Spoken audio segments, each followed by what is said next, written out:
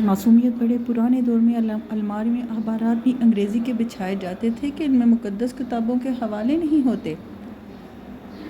چھوٹی چھوٹی کوتاہی پر بھی کوئی نہ کوئی سنا سنایا ہو پھاڑے آ جاتا تھا۔ زمین پر نمک یا مرچیں گر جاتی تو ہوش و حواس اڑ جاتے تھے کہ قیامت والے دن آنکھوں سے اٹھانا پڑیں گے۔ گداگروں کو پورا محلہ جانتا تھا اور گھروں میں ان کے لیے خصوصی طور پر کھلے پیسے رکھے جاتے تھے۔ محلے کا ڈاکٹر ایک ہی سرنج سے ایک دن میں 50 مریضوں کو ٹیکے لگاتا تھا کہ مجال ہے کسی کو کوئی انفیکشن ہو جائے۔ یرکان شدید سر درد کی صورت میں مولوی صاحب ماتھے پر ہاتھ رکھ کر دم کر دیا کرتے تھے اور بندے بھلے چنگے ہو جاتے تھے۔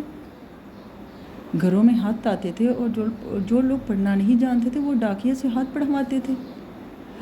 ڈاکیہ تو گھر کا گویا فرد تھا، ہاتھ بھی لکھ دیتا تھا، پڑھ بھی دیتا تھا، کھانا پانی پہ سائیکل پہ یہ جا اور وہ جا۔ امتحانات کا نتیجہ ہوتا تھا تو نصر اللہ من الفتح قریب پڑھ کر نکلتے تھے اور خوشی خوشی پاس ہو کر آ جاتے تھے۔ یہ وہ دور تھا جب لوگ کسی کی بات سمجھ کر اوکے نہیں ٹھیک ہے کہا کرتے تھے۔ موت والے گھر میں سب محلے دار سچے دل سے روتے تھے اور خوشی والے گھر حقیقی کہکے لگاتے تھے۔ ہر ہمسایہ اپنے گھر سے سالن کی پلیٹ ساتھ والوں کو بیچتا تھا اور ادھر سے بھی پلیٹ خالی نہیں آتی تھی۔ میٹھے کی 3 ہی اقسام تھی، حلوہ، زردہ، چاول اور کھیر۔ آئس کریم دکانوں سے نہیں، لکڑی کی بنی ریڑھی سے ملتی جو میوزک نہیں بجاتی تھی۔ گلی گلی میں سائیکل کے مکینک موجود تھے، جہاں کوئی نہ کوئی محلے دار قمیض کا کونا منہ میں دبائے پمپ سے سائیکل میں بڑھتا نظر آتا تھا۔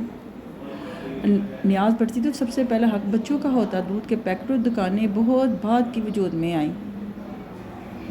پہلے تو لوگ بھینسوں کے باڑے سے دودھ لینے جاتے تھے۔ گفتگو تھی، باتیں ہی باتیں تھیں، وقت ہی وقت تھا۔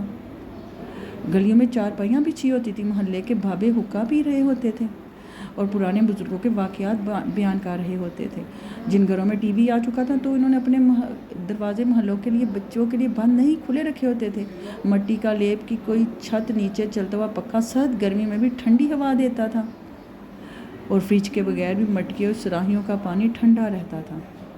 پھر اچانک سب کچھ بدل گیا، ہم قدیم سے جدید ہو گئے۔ اب باورچی خانہ سیڑھیوں کے نیچے نہیں ہوتا، کھانا بیٹھ کر نہیں پکایا جاتا، دسترخوان شاید ہی کوئی استعمال کرتا ہو۔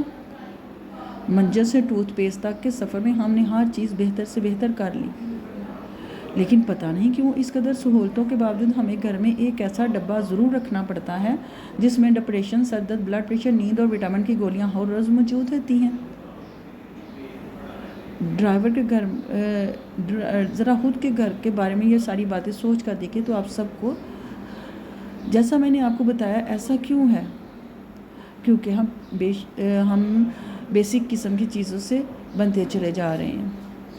تم ساتھ والوں کے دکھ درد بانٹنا شروع کر دو، تم غریبوں کے دکھ درد بانٹنا شروع کر دو، تم ساتھ والوں سے پیار سے محبت رکھنا شروع کر دو، تھوڑی سی ماضی کی زندگی کو دوبارہ اپنانا شروع کر دو، مٹی کے برتن میں کھانا شروع کر دو، دنیا جہاں کی نعمتوں سے دور ہٹ جاؤ، اوون فریج کو استعمال کرنا چھوڑ دو، پریشر کوکر استعمال کرنا چھوڑ دو، اپنی زندگی کی سادگی کی طرف لے جاؤ تو تمہارے گھر میں رکھا ہوا یہ دوائیوں کا ڈبہ بھی پہلے کی طرح یہاں سے غائب ہو جائے گا۔ خداوند سے دعا ہے کہ دیکھنے والوں کو صحت کاملہ اور عاجلہ عطا فرمائے۔ آمین ثم آمین یا رب العالمین۔